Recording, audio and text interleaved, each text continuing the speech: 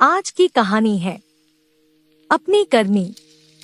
ओहो, मेरे ही कर्मों की वजह से आज मैं इतना अभागा महसूस कर रहा हूँ। मेरे ऊपर आज अपमान भी हंसता होगा क्योंकि मैंने खुद अपने हाथों से सब कुछ उजाड़ दिया। 1 साल पहले मैं इतना किस्मत वाला था, क्या ही कहूँ। आराम की जीवन, अच्छी सेहत, पत्नी और 2 प्यारे बच्चे, ऊंचा घराना, उस पर पढ़ा लिखा होने के बाद भी मैंने खुद ही ऐसी हालत कर ली है। एक इंसान को जो कुछ भी एक अच्छी जिंदगी जीने के लिए चाहिए वो सब मेरे पास था। मैं अब किसी योग्य नहीं क्योंकि मैंने किसी चीज की कदर ही नहीं की। मेरे जीवन में ऐसी महिला थी जिसने मुझ में लाख बुराई होने के बाद भी कुछ बुरा नहीं कहा, कभी गुस्सा नहीं किया। मैं ऐसा हूँ कि दीवानगी के नशे में चूर होकर उसे इज्जत नहीं की। उसे तड़पाया, रुलाया और मन ही मन खूब जलाया भी। उफ़, उसे कितना धोखा दिया और अंधेरे में रखा। देर रात घर आते हुए न जाने कितने बहाने बनाए। रोज नई कहानी बना लेता था। क्या वो मेरे झूठे प्यार के दिखावे को नहीं समझी होगी? मेरा झूठ फरेब क्या छिपा रह सकता था? भले ही वो अच्छी और भोली थी लेकिन बेवकूफ नहीं। मैं जितना झूठा था वो उतनी सच्ची। मैं जितना गलत व्यवहार करता वो उतना अच्छा करती। उसे दुनिया के सामने हमारे रिश्ते का मजाक उड़ाना पसंद नहीं था, इसलिए वो मेरे व्यवहार का जिक्र लोगों के सामने कभी नहीं करती थी। शायद उसे हमेशा लगता था कि मैं एक दिन सुधर जाऊंगा और मेरे सिर से ये नशा उतर जाएगा। काश वो इतनी अच्छी न होती। वो अपने हक के लिए मुझसे लड़ती। इसी बीच एक दिन मैं आनंद वाटिका मछलियों का करतब देखने गया। वहाँ मेरी नजर अचानक एक लड़की पर गई जो फूल तोड़ रही थी। उसके कपड़े मेले थे और वो छोटी उम्र की लड़की थी, जिस वजह वो ताजगी भरी लग रही थी। इसके अलावा उस लड़की में ऐसी कोई खास बात नहीं थी। कुछ ही देर में उस लड़की ने मेरी तरफ देखा और इस तरह से नजरें फेरी जैसे मैं वहाँ मौजूद ही नहीं। ऐसा मेरे साथ पहले कभी नहीं हुआ था। मैं इससे परेशान होकर धीरे धीरे उन फूलों की झाड़ियों के पास पहुंच गया और खुद भी फूल चुनने लगा। मुझे देखते ही माली की वो बेटी बाग के दूसरी दिशा में जाकर फूल चुनने लगी। उसी दिन से मैं रोज उस आनंद वाटिका में जाने लगा। ऐसा नहीं था कि मुझे उस लड़की से प्यार हो गया था, बस कुछ पाने का मोह मुझे वहाँ खींच कर ले जाता था। मैं रोज रूप बदल कर वहाँ जाता लेकिन हाथ कुछ नहीं लगता। प्यार की बातें होना तो दूर की बात थी, वो मेरी तरफ देखती भी नहीं थी। इस योजना से जब काम नहीं चला तो मैंने नई तरकीब सोची। अगले दिन मैं अपने बुलडॉग टॉमी के साथ आनंद वाटिका गया। जैसे ही वो लड़की अपने आंचल में फूल भरकर बाग से जाने लगी, मैंने अपने टॉमी को उसकी तरफ जाने का इशारा कर दिया। वो बुलडॉग भौंकते हुए तेजी से उस लड़की की ओर दौड़ा। मुझे उस लड़की से प्यार हो गया था, बस कुछ पाने का मोह मुझे वहाँ खींच कर ले जाता था। मैं रोज रूप बदल कर वहाँ जाता लेकिन हाथ कुछ नहीं लगता। प्यार की बातें होना तो दूर की बात थी, वो मेरी तरफ देखती भी नहीं थी। इस योजना से जब काम नहीं चला तो मैंने नई तरकीब सोची। अगले दिन मैं अपने बुलडॉग टॉमी के साथ आनंद वाटिका गया। जैसे ही वो लड़की अपने आंचल में फूल भरकर बाग से जाने लगी, मैंने अपने टॉमी को उसकी तरफ जाने का इशारा कर दिया। वो बुलडॉग भौंकते हुए तेजी से उस लड़की की ओर दौड़ा। वो धड़का। मेरे मन में हुआ कि यह तरीका काम कर गया है। उस दिन से उस फूलमती से मेरी बातें होनी शुरू हुई। उसके बाद मैंने जाल फैलाया, बातें रची और न जाने क्या क्या किया। इन सब तरकीबों के बारे में दिल फेंक किस्म के सारे लोग जानते हैं। ऐसा नहीं था कि मैं उस लड़की के सौंदर्य से प्रभावित था, क्योंकि मेरी पत्नी इंदु से सुंदर कोई हो ही नहीं सकती थी। फिर भी न जाने क्यों मैं उस फूलमती की धसी हुई आंखों और गालों पर फिदा हो रहा था। होते होते मैं खुद मोहब्बत के जाल में फंस गया। घर बार मुझे कुछ भी अच्छा नहीं लगता था, लेकिन मेरे इस प्रेम के बारे में किसी को खबर न हो, इसलिए मैं घर में इंदु से काफी प्यार से बातें करता था। इस नाटक का एक ही कारण था कि मैं अपनी हरकत को इसके पीछे छिपा सकूं। वक्त के साथ मैंने ये नाटक बंद कर दिया और घर व पत्नी की जरूरतों से मुंह मोड़ लिया। सच कहूँ तो पत्नी से कुछ भी कहते हुए डर लगता था कि कहीं उसके मन की बात जुबान पर न आ जाए। यूँ तो मैं कभी भी जौहरी की दुकान गया नहीं था, लेकिन अब मेरा वहाँ आना जाना भी होने लगा। मेरा वक्त, पैसा, सब कुछ सिर्फ फूलमती का ही था। एक दिन मैं हमेशा की तरह शाम के समय आनंद वाटिका में घूम रहा था। तभी मैंने फूलमती को देखा। वो मेरे दिए हुए गहने और रेशम की साड़ी पहनकर फूल तोड़ रही थी। उसी वक्त राजा भी कुछ दोस्तों के साथ वहां पहुंच गए। फूलमती राजा को पहचानती थी, इसलिए तेजी से झाड़ी की तरफ छिप गई। उस वक्त महाराज को जाना तो था पानी के कुंड के पास, लेकिन वो बाग की तरफ ही चले गए। वहां उन्होंने झाड़ी के पीछे फूलमती को छिपते हुए देखकर गुस्से में पूछा, तुम कौन हो और यहाँ क्या कर रही हो? उस समय आनंद वाटिका का सारे लोग मेरी तरफ ही देखने लगे। मुझे भी लगा कि झट से जवाब दे देना चाहिए, नहीं तो पता नहीं क्या हो जाए। मैंने कहा, महाराज, ये यहाँ के माली की बेटी है। यह सुनते ही राजा और बिगड़ गए। उन्होंने पूछा, ये माली की बेटी है? इसके कपड़े, गहने, इन सबको देखकर कहाँ से लग रहा है कि ये माली की बेटी है?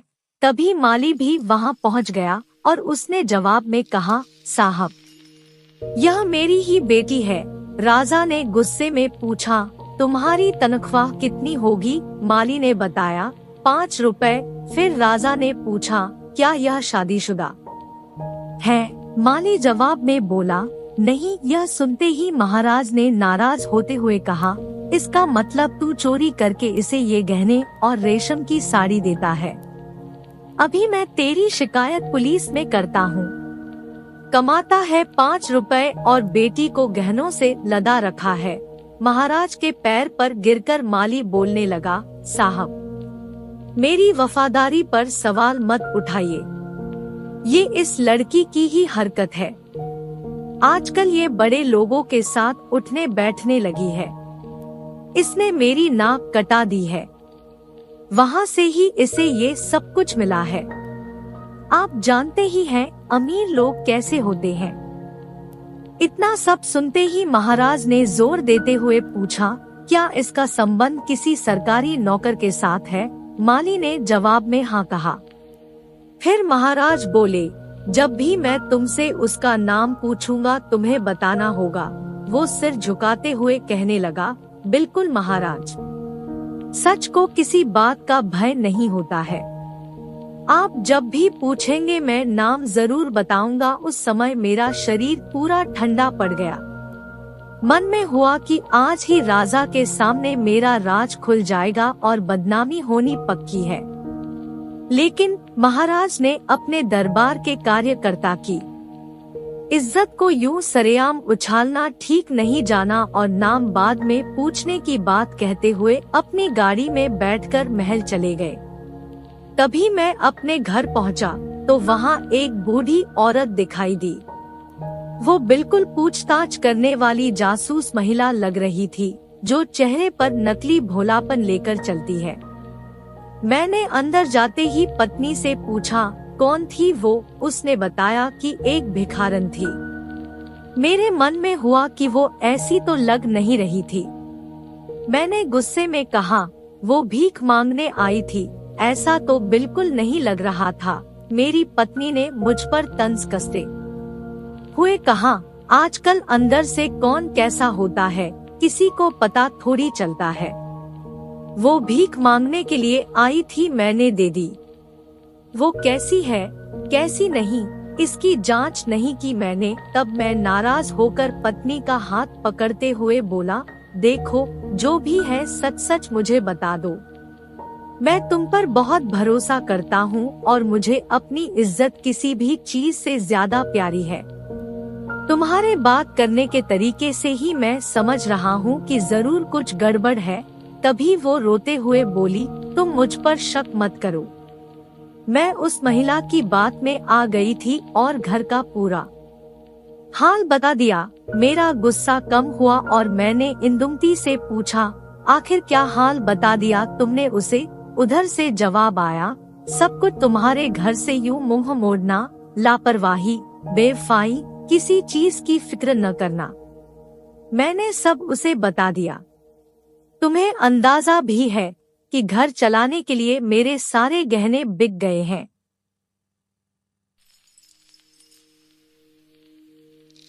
तुमने 3 महीने से घर खर्च के लिए 1 रुपए भी नहीं दिए हैं। इन सब से मेरा मन दुखी था और जब उसने प्यार से पूछा तो मैंने भी सारा हाल कह दिया।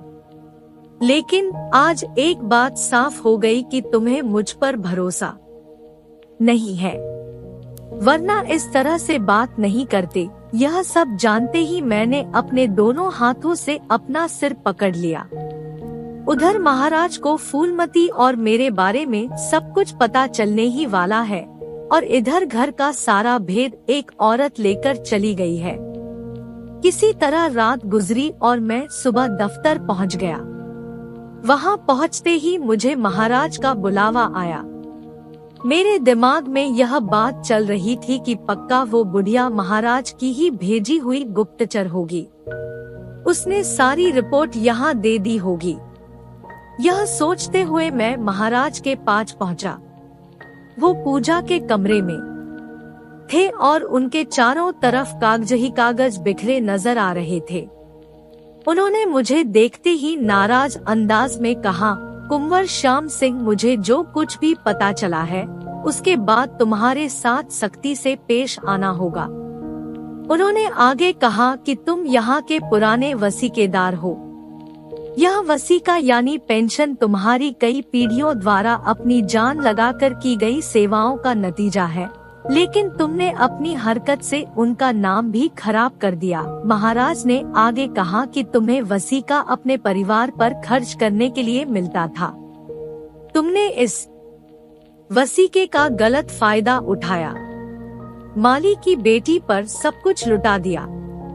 अब मैंने उस वसीके के दस्तावेज से तुम्हारा नाम हटाकर तुम्हारी पत्नी का नाम डाल दिया है, ताकि वो तुम्हारे बच्चों को पढ़ा लिखा कर इस काबिल बना सके कि तुम्हारी पीढ़ियों की तरह वो महल की सेवा करें। तुम्हारी जैसी हरकत से तो पीढ़ियों का नाम खराब तो होगा ही और वसीकदारों का नाम भी नहीं बचेगा। तुम्हारी पत्नी ही वसीका पाने के काबिल है और तुमको अब मालियों की सूची में डाल दिया गया है। तुम इसी के लायक हो। अब यहाँ से जाओ और अपनी करनी पर पछताओ। इसके अलावा तुम्हारे पास करने के लिए कुछ है भी नहीं। मेरी गलती थी ही, इसलिए मुझे कुछ भी कहने की हिम्मत नहीं हुई। सब कुछ सुनने के बाद मैं घर लौटने लगा। फिर मन से आवाज आई, कौन सा घर? अब तुम्हारा कुछ भी नहीं रहा। धीरे धीरे ये बात पूरे नगर में फैल जाएगी और लोग तरह तरह की बातें करेंगे। कुछ झूठी हमदर्दी दिखाएंगे तो कुछ मजाक उड़ाएंगे। फिर मन हुआ कि एक बार फूलमती से मिल लूं, लेकिन लगा कि अब न वो रौब है और न ही रुतबा, कैसे उससे मिलूंगा। उसने कहीं भावनाओं में बहकर मेरे साथ चलने की बात कह दी तो क्या करूँगा? अकेला तो जैसे भी गुजारा हो जाएगा, लेकिन उसके साथ चीजें मुश्किल होंगी। मन से भी आवाज आई, उसी की वजह से सब कुछ बर्बाद हो गया है। इतना सोचकर मैं बम्बई की ओर निकल गया। अब बम्बई की ही एक मिल में नौकरी करते हुए 2 साल बीत गए हैं। पैसे के नाम पर बस इतना ही मिलता था कि किसी तरह कुछ खा पी लूं। एक बार मैं चुपचाप से अपने घर गया। वहां देखा कि मेरे बच्चे घर के बाहर अच्छे से खेल रहे थे। मेरी पत्नी ने पूरे घर को अच्छे से संभाल रखा था। घर के बाहर 2 लालटेन जल रहे थे। सब कुछ बहुत साफ था। तभी मुझे पता चला कि 2-4 महीने मेरी खोज करने के लिए अखबार में कुछ इश्तहार भी छपे थे, लेकिन इस मुंह को लेकर मैं कहाँ जाता। मैंने फूलमती को भी देखा। पता चला कि वो किसी नए रईस के साथ थी। अपने जिंदगी पर अफसोस करते हुए मन में हुआ कि अब इसी हालत में जीवन जीना होगा। अब चाहे हंसकर जिंदगी जी लूं या रोकर। अपने पास मौजूद किसी चीज की मैंने कदर नहीं की और खुद अपनी हंसी खुशी को पैरों से ठोकर मारकर अब पछता रहा हूँ। मैं वो इंसान हूँ जिसने अपने सब कुछ को खुद से ही जला दिया और अब उसकी राख भी नहीं बची। कहानी से सीख, अपने घर परिवार को भूलकर किसी पराई महिला के चक्कर में पड़ने से सब कुछ बर्बाद ही होता है। दूसरी सीख यह है कि झूठ छिपाए नहीं छिपता। Thank you for watching. Please like, subscribe and share.